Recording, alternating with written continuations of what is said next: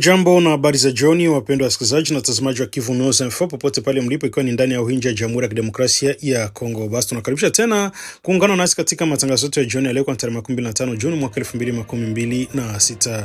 Na miongoni mwa habari tulizokuandalia ni yale ya usalama inaendelea kuwatia hofu wananchi wa Walikale, jitihada za serikali ya Jamhuri ya Kidemokrasia ya Kongo katika mahakama ya kimataifa ya kijinai, ushirikiano wa kiafya kati ya DRC na Uganda dhidi ya Ebola, pamoja na taarifa kuhusu maandamano yaliyotangazwa na upinzani mwezi Julai. Basi endelea kubaki nasi katika dakika chache zijazo ili kupata habari zote kwa kina, usahihi na kwa wakati. Nini Kivu News Info kila siku tunaendelea kuletea matangazo yetu tukiwa mashariki mwa Jamhuri ya Kidemokrasia ya Kongo. Na basi kama ndio kwa mara kwanza unakutana nasi kupitia mtandao wa YouTube, basi kabla chote kile ningekuomba na kusiku kitu kimoja, kisha umesubscribe, like, comment na kushare, na kwa lugha nyingine nasema kujabone, kueme vile na kupartager, kuendelea kusambaza habari kwa walio wengi zaidi. Na basi kama tutakuwa tumeshafanya hivyo, acha tuendelee kusema asante sana kwa kuchagua Kivu News Info kama kituo chako chema cha matangazo. Nia na mazungumzo yetu kila siku tunakuletea habari zenye kuaminika tena kwa muda mwafaka. Basi endelea kutuandikia na kutujuza unatusikizwa kwa sehemu gani, naomba kutuambia maoni yako aiza mapendekezo yako.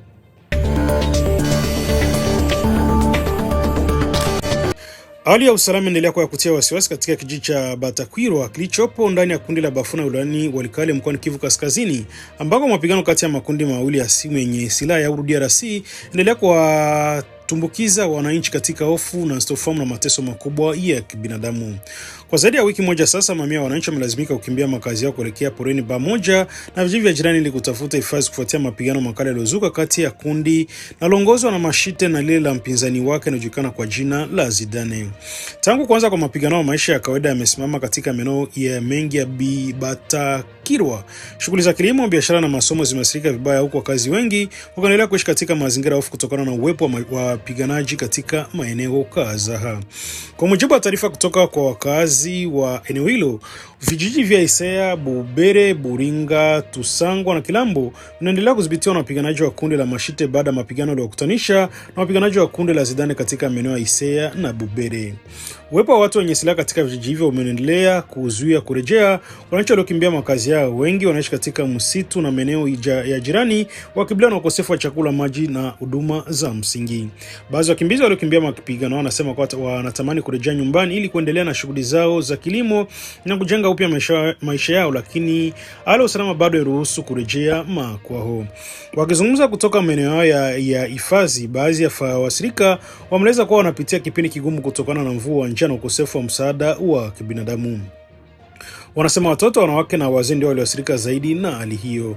Kutokana na hali hiyo, wananchi hao wametoa wito kwa mamlaka ya Jamhuri ya Kidemokrasia ya Kongo kupeleka haraka vikosi vya FARDC pamoja na askari wa polisi wa taifa la Kongo katika eneo hilo ili kurejesha usalama na kuwarejesha wananchi kurejea makwao.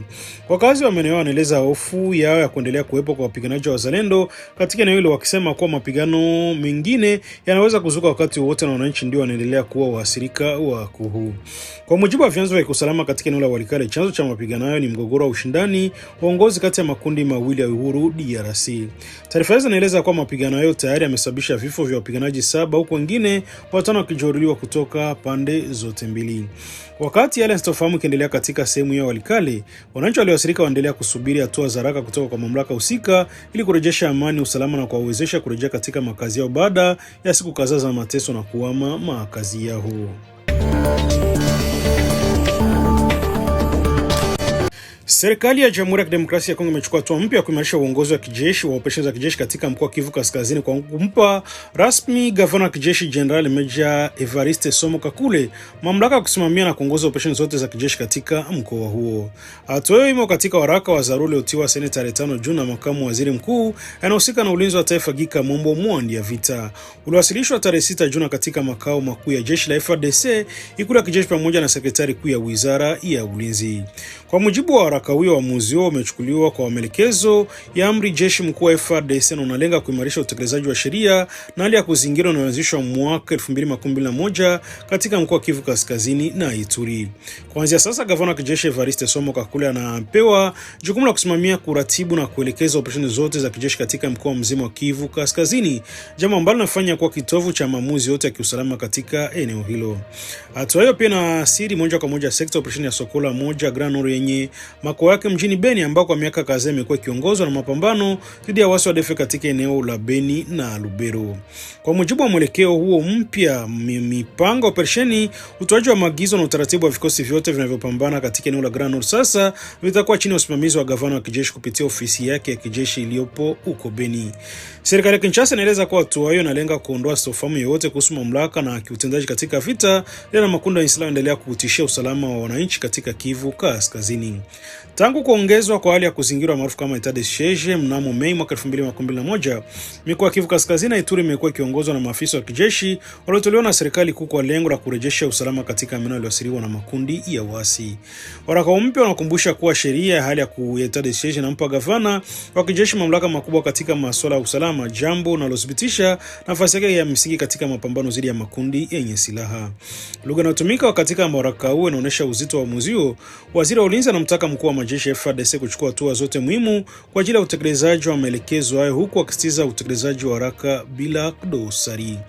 Alama kadhaa za dharura ziliwekwa katika waraka huo pamoja na muda waliopelekwa nyaraka hizo tarehe 5 hadi tarehe 6 Juni zinaonyesha umuhimu ambao serikali imeipa hatua hiyo ya kupanga upya mfumo wa uongozi wa kijeshi. Kwa wanajeshi wa Sokola moja pamoja na vikosi vingine vilivyopo katika eneo la Grand Nord, mabadiliko haya yanamaanisha kuanza kufuata mfumo mpya wa uongozi ambako maamuzi makubwa operesheni hiyo yatakuwa yakiratibiwa pamoja kwa moja na gavana wa kijeshi. Viongozi wa maeneo ya kijeshi ya Beni Oicha ambao na Erengeto wanatarajiwa kuoanisha shughuli zao na mfumo mpya wa amri na usimamizi. Hatuona kuja katika kipindi ambacho mashambulizi ya waasi wa ADF pamoja na vitendo vya makundi mengine yenye silaha vinaendelea kuathiri usalama wa wananchi katika maeneo mbalimbali ya Kivu Kaskazini. Serikali ya Kinshasa mara nyingi imekuwa ikieleza kuwa kuimarisha utaratibu wa vikosi vya usalama ni njia mojawapo ya kuongeza kasi ya majibu dhidi ya makundi ya waasi na kuboresha ukusanyaji wa taarifa za kiintelijensia pamoja na utekelezaji wa operesheni za kijeshi. Kwa kumweka General Major Somo Kakule Evariste katika maamuzi yote ya kijeshi, mamlaka za taifa zinatarajia kuona utaratibu bora kati ya vikosi vya usalama, huduma za kijasusi na operesheni za kijeshi katika uwanja wa mapambano. Mji wa Beni, tangazo hilo linaendelea kufuatiliwa kwa karibu na wanajeshi pamoja na wananchi. Wakati maafisa wa FARDC wakisubiri maelekezo ya utekelezaji wa mfumo mpya, wananchi wanatumaini kuwa kuimarishwa kwa mamlaka gavana wa kijeshi kutasaidia kuimarisha usalama wa barabara, kulinda raia na kuzofisha kwa kudumu ngome za waasi wa ADF katika eneo la Grand Nord. Matokeo mabadiliko hayo sasa yanasubiriwa katika uwanja wa mapambano ambako wananchi wa Kivu Kaskazini wanatarajia kuona hatua madhubuti zitakazorejesha amani na usalama katika maeneo yao. Serikali ya Jamhuri ya Kidemokrasia ya Kongo imestaka mamlaka za mahakama za kimataifa zinai CPI kuharakisha uchunguzi na mashtaka dhidi ya watu wote wanaotumiwa kuhusika na uhalifu unaofanyika katika maeneo ya mashariki mwa Jamhuri ya Kidemokrasia ya Kongo unaoathiriwa na migogoro ya silaha. Wito ulitolewa Jumatano tarehe 24 Juni na waziri wa nchi anayehusika na sheria na mlinzi wa mihuri ya serikali Guillaume Ngefa Atondo Andali wakati wa ziara yake ya kikazi mjini La Haye nchini Uholanzi, ambako alikutana na viongozi wakuu wa taasisi za haki ya kimataifa. Kwa mujibu wa Wizara ya Sheria DRC, ziara hiyo inalenga kuimarisha ushirikiano wa kimahakama kati ya Kongo na taasisi za kimataifa pamoja na kuendeleza mapambano dhidi ya kutokuwajibishwa kwa wahusika wa uhalifu wa kivita na kiukwaji wa haki za binadamu. Katika mazungumzo yake na rais wa mahakama ya kitaifa ya jinai Jaji Tomoko Akane pamoja na makamu wa pili wa rais wa mahakama hiyo Jiji la Rene Alapini, waziri Guillaume Ngefa alisisitiza kwa umuhimu wa kujumuiya ya kimataifa kutoa majibu ya kisheria yanayolingana na mateso ambao wananchi wa mashariki mwa Kongo wamekuwa wakipatia kwa miaka mingi. Alieleza kwamba milioni ya waathirika wa vita na vurugu katika mashariki mwa nchi bado wanasubiri kweli julikane, wahusika watambuliwe wazi na haki itendeke kwa familia za jamii zilizoathiriwa. Serikali ya Kinshasa imeeleza kuwa wakazi wa Kivu Kaskazini, Kusini na Ituri wanaendelea kukumbwa na madhara makubwa ya migogoro ya silaha, ikiwemo mauaji ya raia, ukiukwaji wa kijinsia, uhamisho wa kulazimishwa pamoja na ukiukwaji mkubwa wa haki za binadamu na sheria za kimataifa na za kibinadamu. Katika mazungumzo hayo, ujumbe wa Kongo uliomba mahakama ya kitaifa ya jinai kuharakisha uchunguzi unaendelea na kuongeza juhudi za kukusanya ushahidi kuhusu uhalifu unaodaiwa kufanywa na makundi yenye silaha ndani na ya kigeni. Kinshasa pia inaeleza kuwa ni muhimu kuwabaini sio watendaji wa moja kwa moja wa uhalifu huo, bali pia viongozi wa juu, waandaaji wote na wote wanaohusika katika mnyonyoro wa amri ambazo wanaweza kuwajibika kwa matukio hayo. Kwa mujibu wa Waziri Guillaume Ngefa, kutambua wajibikaji katika ngazi zote za uongozi ni moja ya matarajio makubwa wa wasirika na ni hatua muhimu katika mapambano dhidi ya kutokuwajibishwa kwa wahusika wa uhalifu. Mazungumzo haya yalihusu hali ya usalama na kibinadamu katika mashariki mwa Kongo, ambako serikali inaendelea kueleza kuwa vitendo vya ukatili vinavyofanywa na makundi mbalimbali yenye silaha pamoja na kile Kinshasa inachokiita uchokozi wa Rwanda kupitia muungano uasi wa M23. Mamlaka za Kongo zimesisitiza kwa watu wote wanaotumia kuhusika na makosa yanayogusa mkataba wa Roma wanapaswa kufikishwa mbele ya vyombo vya sheria bila kujali hadhi yao au nafasi zao. Waziri wa sheria wa DRC amesema kuwa haki ya kimataifa haiwezi kubaki kuwa kanuni za nadharia pekee, bali inapaswa kutoa matokeo yanaonekana kwa washirika na kuchangia kurejesha amani ya kudumu inayojengwa juu ya sheria na uwajibikaji. Wakati wa ziara ya ujumbe wa Kongo pia ulikutana na naibu mwendesha mashtaka wa mahakama ya kitaifa ya jinai Mame Manjai Nyangi, ambako pande zote zijadili maendeleo ya uchunguzi unaendelea pamoja na njia ya kuimarisha ushirikiano wa kimahakama.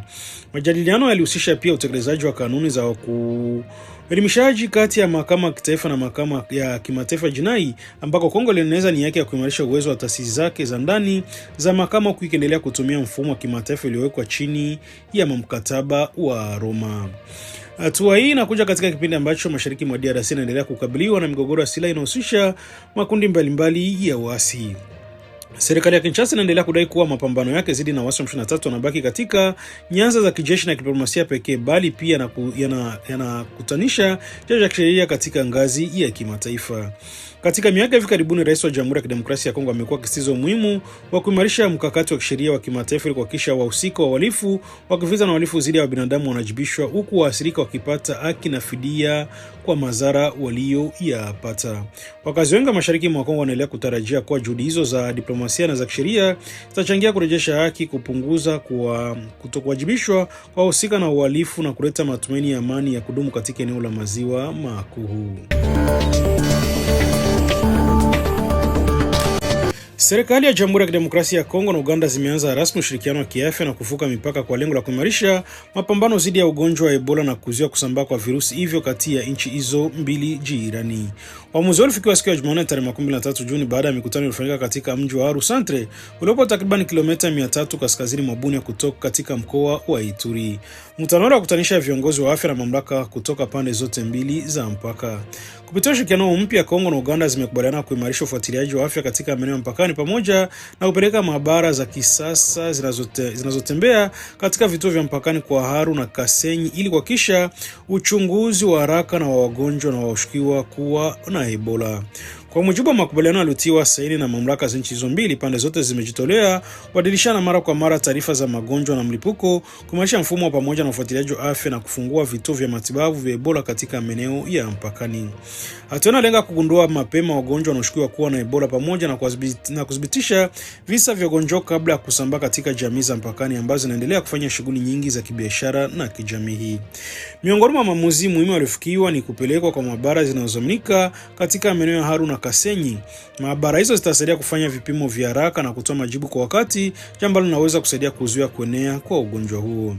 Taasisi ya afya ya umma DRC ambayo ilishiriki katika mkutano imeeleza kuwa ushirikiano huo utasaidia kuimarisha mfumo wa kukabiliana na milipuko kati ya nchi hizo mbili na zounganishwa na biashara kubwa za mpakani na harakati za watu kila siku. Mkurugenzi wa shirika hilo Dieudonne Mwamba amesema kuwa uzinduzi wa ushirikiano huo ni hatua muhimu katika mapambano dhidi ya Ebola. Ameeleza kuwa viongozi wa afya kutoka pande zote mbili wanaendelea maabara hayo itatumika kwa uchunguzi na upimaji wa wagonjwa wa Ebola, huku akisisitiza kuwa umuhimu wa ushirikiano wa kikanda katika kukabiliana na mlipuko wa magonjwa. Kwa upande wake, serikali ya Jamhuri ya Kidemokrasia ya Kongo imewahakikishia viongozi wa Uganda kuwa hali ya udhibiti wa Ebola nchini itaendelea kusimamiwa vizuri na kwamba hatua za kukabiliana na ugonjwa huo zitaendelea kutekelezwa. Takriban mwezi mmoja uliopita, Uganda ilitangaza hatua za kuzuia na kudhibiti kuingia kwa wasafiri wote kutoka baadhi ya maeneo ya DRC kutokana na hofu ya kuenea kwa Ebola katika eneo lake. Hatua sababisha kuongezeka kwa tahadhari katika maeneo ya mpakani, huku mamlaka za afya zikiongeza ukaguzi wa wasafiri na ufuatiliaji wa watu wanaovuka mipaka. Wananchi wa maeneo mpakani wamehimizwa kuendelea kuheshimu hatua za kinga, kutoa taarifa za haraka kwa wahudumu wa afya pale wanapoona dalili zinazofanana na Ebola na kushirikiana na mamlaka za afya katika juhudi za kuzuia kuenea kwa ugonjwa huo. Kupitia mpango huo wa pamoja, DRC na Uganda zinaonyesha dhamira kuimarisha usalama wa afya wananchi wao na kuzuia ugonjwa wa Ebola kuwa tishio kubwa kwa maisha na shughuli za kiuchumi katika maeneo ya mpakani.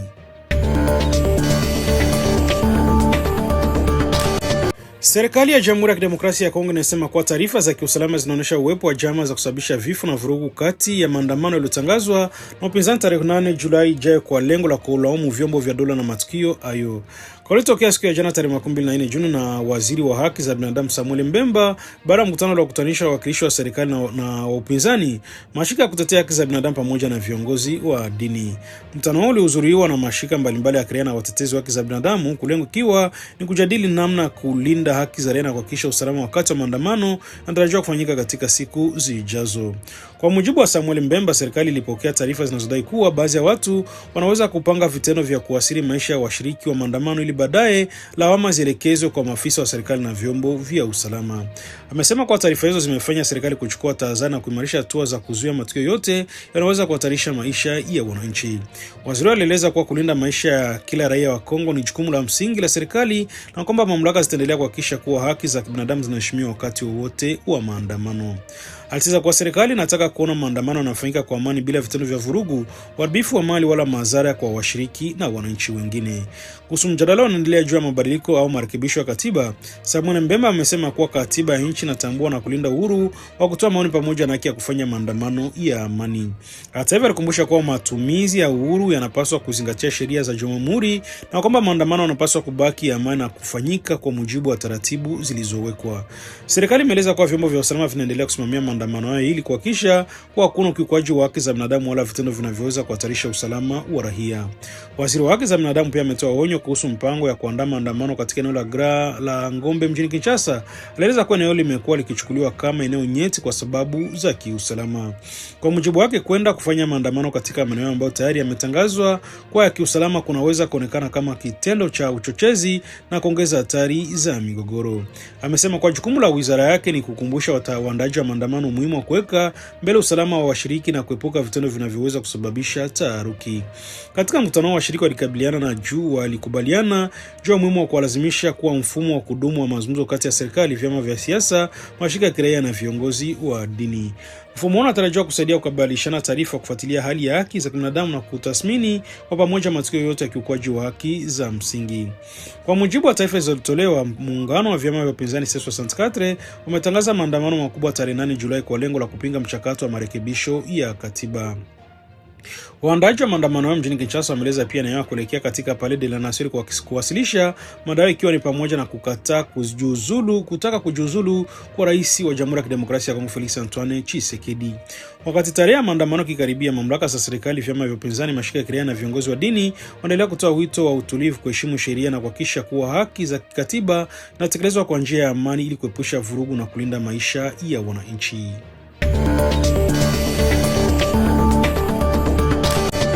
Hali ya usalama endelea kuzorota katika maeneo kadhaa mkoa wa Kivu Kaskazini, hasa katika maeneo yanayodhibitiwa na uasi wa M23. Tukio jipya la utekaji wa watu limeripotiwa katika milio ya Kibirizi kuelekea Rwindi ndani ya wilaya Ruchuru, jambo linalozidi kuongeza hofu na wasiwasi miongoni mwa wananchi wanaotegemea barabara hiyo kwa shughuli zao za kila siku.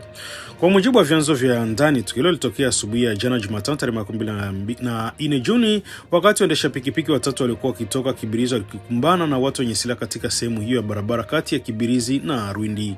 Watu wenye silaha walivamia na kuwachukua na nguvu na kuelekea eneo lisilojulikana. Naeleza kuwa mmoja wa waendesha pikipiki alifanikiwa kutoroka akiwa njiani na kurejea salama, jambo lililowezesha taarifa za tukio hilo kufikia wananchi na viongozi wa eneo hilo. Hata hivyo, waendesha pikipiki wengine wawili pamoja na baadhi ya abiria walikuwa wakisafiri nao pia wanashikiliwa na watu au waliowateka. Miongoni mwa watu walioendelea kuzuiliwa ni Kangole ambaye anajulikana kwa shughuli zake za kusafirisha mizigo na vifurushi kuelekea Vichumbi. Pia anatajwa Izorini anayefahamika kwa zaidi kwa jina la Muse Pake. Watu wale ni miongoni mwa waendesha pikipiki wanaofanya kazi katika milio na wanajulikana na wakazi wengi wa eneo hilo. Mashahidi walikuwa katika eneo la tukio wanasema kwamba baadhi ya abiria walikuwa ndani ya safari hizo, akiwemo watoto na walichukuliwa na watu au wenye silaha. Taarifa hizo zinaongeza kwa hofu kubwa kwa familia za wanga pamoja na wakazi wa maeneo ya Kibirizi, Rwindi na Vichumbi ambao hutumia barabara hiyo mara kwa mara. Tunakuja katika kipindi ambacho visa vya utekaji watu kwa ajili ya kuomba fedha na ukombozi vinaendelea kuongezeka katika maeneo mbalimbali ya Kivu Kaskazini. Katika miezi hivi karibuni, wakazi wa Ruchuru, Masisi na maeneo mengine wamekuwa wakilalamikia kuongezeka kwa matukio kwa watu kutekwa na watu wenye silaha, huku familia nyingi zikabiliwa na shinikizo la kulipa fedha ili kuokoa ndugu zao. Mashirika kutetea haki za binadamu yanaendelea kueleza wasiwasi wao kuhusu hali ya usalama inayozidi kuwa mbaya. Mashirika yanasema kuwa raia wanaendelea kuwa waathirika wakuu wa migogoro na ukosefu wa ulinzi katika maeneo mengi ya Kivu Kaskazini. Viongozi wa kijamii na wananchi wameomba hatua za haraka zichukuliwe ili kuhakikisha usalama wa usafiri katika miji ya Kibirizi, Rwindi na kuzuia matukio mengine ya aina hiyo.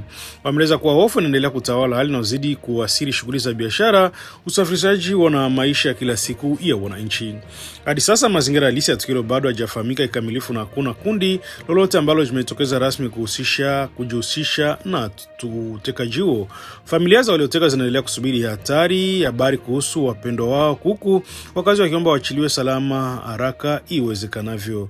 Hayo ni maendeleo yanaendelea kufuatiliwa kwa karibu katika eneo la Rwindi, wilayani Ruchuru, Kivu Kaskazini. Katika juhudi za kuendelea kuimarisha amani, usalama na mshikamano wa kijamii katika maeneo ya Kivu Kusini, kamanda wa kanda ya kijeshi 33 alifanya ziara ya kikazi katika eneo la Ibokoboko tarehe 24 Juni.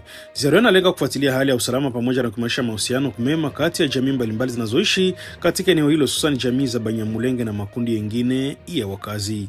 Kwa mujibu wa taarifa zilizopatikana, ziara hiyo ilifanyika katika kipindi ambacho maendeleo kadhaa ya Kivu Kusini yanaendelea kukabiliana na changamoto za kiusalama na kijamii zinazotokana na migogoro ya muda mrefu, wale ambao imeathiri kwa kiasi kikubwa uhusiano kati ya jamii ya baadhi ya jamii hii.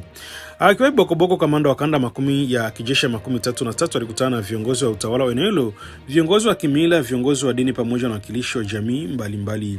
Mazungumzo yale yalilenga kujadili changamoto zinazokabili eneo hilo na kutafuta njia ya kudumisha amani na kuimarisha ushirikiano miongoni mwa wananchi.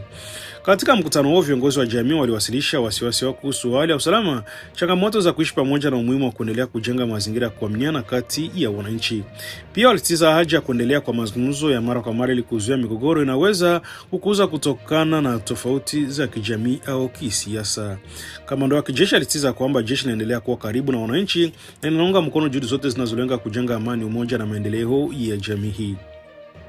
Alieleza kuwa jukumu la vikosi vya ulinzi si tu kuhakikisha usalama wa raia, bali pia kusaidia mazingira ya kuishi pamoja kwa amani kati ya makundi yote ya jamii hii. Katika hotuba yake alitoa ujumbe wa wakazi kuhusu umuhimu wa kuishi pamoja kwa amani kati ya jamii mbalimbali. Alisema kuwa utulivu wa eneo hilo hauwezi kupatikana bila kuheshimiana, kushirikiana na kujenga undugu kati ya wananchi. Aliwahimiza wakazi wa Ibokoboko na maeneo jirani kutumia mazungumzo kama njia ya kutatua tofauti zao badala ya kutumia vurugu au migogoro. Kwa mujibu wake, mazungumzo na ushirikiano ndio msingi wa amani ya kudumu na maendeleo ya jamii hii. Kamanda huyo aliwataka wananchi kuimarisha uhusiano wa kindugu kati ya jamii tofauti na kuondokana na tabia au vitendo vinavyoweza kusababisha migawanyiko. Alieleza kuwa kila jamii ina nafasi muhimu katika maendeleo ya eneo hilo na kwamba umoja ndio silaha kubwa zaidi ya migogoro. Katika ujumbe wake maalum kwa jamii ya Banyamulenge na jamii zingine zinazoishi katika eneo hilo, alisisitiza umuhimu wa kukataa lugha za chuki, ubaguzi na kauli zinazoweza kuhamasisha migawanyiko. Alionya kuwa maeneo ya uchochezi yanaweza kuharibu juhudi za amani na kuathiri utulivu wa maeneo mengi. Pia aliwataka wananchi kuwa waangalifu dhidi ya watu wanaotumia propaganda au taarifa za upotoshaji ili kueneza chuki kati ya jamii hii. Kwa mujibu wake, baadhi ya watu wanaweza kutumia tofauti za kikabila au kwa kijamii kuleta migogoro ambayo huathiri wananchi wasiokuwa na hatia.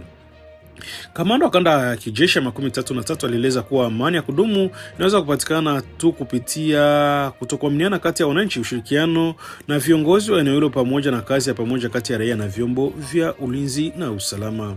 Kwa upande wao, washiriki wa mkutano wao walikaribisha hatua ya kijeshi kufika moja kwa moja kusikiliza matatizo ya wananchi. Walisema kuwa ziara hiyo imeonyesha nia ya mamlaka za kijeshi kuendelea kuwa karibu na wananchi na kushiriki katika juhudi za kurejesha amani na mshikamano. Kwa sasa wakazi wa Bokoboko na maeneo jirani wanaendelea kutoa wito kwa kuendelezwa kwa mikutano ya aina hiyo ili kuimarisha mazungumzo, kuondoa hofu na kujenga misingi imara ya kuishi pamoja kwa amani kati ya jamii zote za eneo hilo. Ujumbe uliotolewa katika ziara hiyo unaonekana kuwa ishara muhimu kwa kuendelea na juhudi za kuimarisha mshikamano wa kijamii, kuhimiza maridhiano na kulinda utulivu katika maeneo ya Kivu Kusini yanayokabiliana na changamoto za kiusalama na kijamii.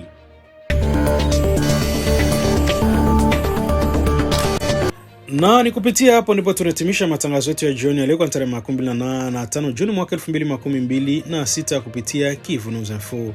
Basi tunashukuru sana kwa kuendelea kufuatilia na kutuamini kama chanzo chenu cha habari za hakika kwa wakati na kwa kina. Basi endeleeni kutembelea na kufuatilia kurasa zetu mbalimbali ili kupata habari na taarifa muhimu kutoka ndani na nje ya Jamhuri ya Kidemokrasia ya Kongo. Na basi kabla tujatamaliza matangazo yetu ya jioni ya leo, niendelee kukumbusha kwamba Kivu News Info kila siku tuendelea kuwaletea matangazo yetu tukiwa mashariki mwa Jamhuri ya Kidemokrasia ya Kongo. Na basi kama leo ulikuwa mara kwanza unakutana nasi kupitia mtandao wa YouTube, basi kabla ya kuondoka ningekuomba na kusifu kitu kimoja, hakikisha umesubscribe, like, comment na kushare, na kwa lugha nyingine unasema kujabone kweme, vile na kupartager kuendelea kusambaza habari kwa walio wengi zaidi. Na basi kama taruta kumeshafanya hivyo, acha tuendelee kusema asante sana kuchagua Kivu News Info kama kituo chako chema cha matangazo. Nia na mazungumzo yetu kila siku tunakuletea habari zenye kuaminika tena kwa muda mwafaka. Basi kwa niaba ya timu nzima na viongozi wa Kivu News Info tunakutakia jioni njema na usiku mwema. Mimi ni Teloje Longa, asante sana kwa kuwa nasi na tutane tena katika taarifa zetu za kesho asubuhi. Hii ni Kivu News Info, sauti ya wananchi. Bye bye na chau.